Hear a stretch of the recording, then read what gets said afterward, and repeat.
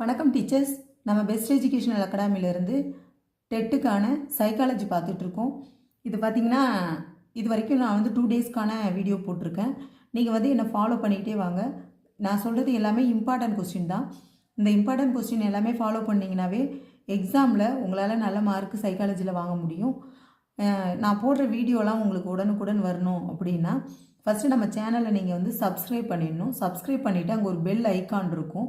அந்த பெல் ஐக்கானை டச் பண்ணி அதில் செலக்ட் ஆல் நீங்கள் கொடுக்கணும். அப்போ தான் நான் டெய்லி போடுற வீடியோலாம் உங்களுக்கு ரீச் ஆகும். சரி, அப்போ லைனாக நீங்கள் நோட்ஸ் எடுத்து படிச்சுக்கலாம். அதனால் நீங்கள் ஃபாலோ பண்ணுங்கள். இப்போ நம்ம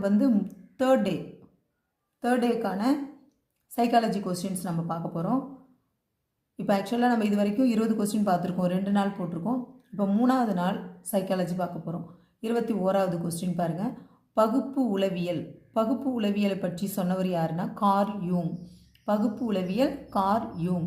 அப்படியே ஷார்ட்டாக தான் எழுதியிருக்கேன். ஷார்ட்டாகவே நீங்களும் எழுதிட்டு அப்படியே படிச்சுக்கலாம். பகுப்பு உளவியல்னு வந்தாவே அது கார்ல் யூங் தான். அடுத்து மனிதநேய உளவியல் அப்படின்னு வந்தாவே மனிதநேய உளவியலை பற்றி சொன்னவங்க மாஸ்லோவும் கார்ல் ரோஜரும். அப்போ இவங்க 2 பேரையும் எழுதணும். மனிதநேய உளவியல் மாஸ்லோ அண்டு கார்ல் ரோஜர். சூழ்நிலைவாதி யார் அப்படின்னு பார்த்தீங்கன்னா வாட்சன். பார்த்திங்கன்னா நடத்தைவாதியிலையும் வாட்சன் வருவார். இப்போ சூழ்நிலைவாதியை பற்றி வாட்சனில் கொடுத்துருந்தாங்கன்னா வாட்சன் தான் ஆன்சர்.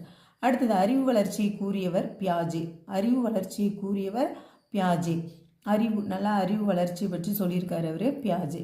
அடுத்து உடல் வளர்ச்சியை பற்றி கூறினவர் யாருன்னு கேட்டால் செர்லாக் ஞாபகம் வச்சிங்க. உடல் நல்லா ஆரோக்கியமாக வளரணுன்னா குழந்தைங்களுக்கு செர்லாக் கொடுப்போம். அதனால் ஹெர்லாக் அப்படின்னு ஞாபகம் வச்சிங்க. உடல் வளர்ச்சியை பற்றி கூறியவர் ஹெர்லாக். சமூக வளர்ச்சி, சமூகத்தில் எல்லாமே சண்டை போட்டுக்கிட்டாங்கன்னு என்ன செய்வாங்க, அங்கேயும் போட்டு கொளுத்தி எரிச்சிடுவாங்க. அப்படி ஞாபகம் வச்சிங்க. எரிக்சன். சமூக வளர்ச்சியை கூறியவர் எரிக்சன். அடுத்த கொஸ்டின் ஒழுக்க வளர்ச்சியை பற்றி கூறியவர் கோல்பர்க். நம்ம வாழ்க்கையில் ஒழுக்கமாக இருந்தோன்னா நம்மளுடைய கோலை ரீச் பண்ண முடியும். கோல்பர்க் அப்படி ஞாபகம் வச்சிங்க. ஒழுக்க வளர்ச்சியை பற்றி கூறியவர் கோல்பர்க். அடுத்தது டாசிஸ்டாஸ்கோப் என்னும் கருவியை அறிமுகப்படுத்தியவர் கேட்டல். டாசிஸ்டாஸ்கோப் என்னும் கருவியை அறிமுகப்படுத்தியவர் யாருன்னா கேட்டல். அடுத்து கவனத்துடன் தொடர்புடைய காரணிகள் எத்தனைனா 2. அது என்னென்னா அகக்காரணி புறக்காரணி. கவனத்துடன் தொடர்புடைய காரணிகள் என்னது, அகக்காரணி புறக்காரணி. அடுத்து கற்றலின் அடிப்படை அழகு எதுன்னா பொதுமை கருத்து. கற்றலின் அடிப்படை அழகு எதுனா பொதுமை கருத்து.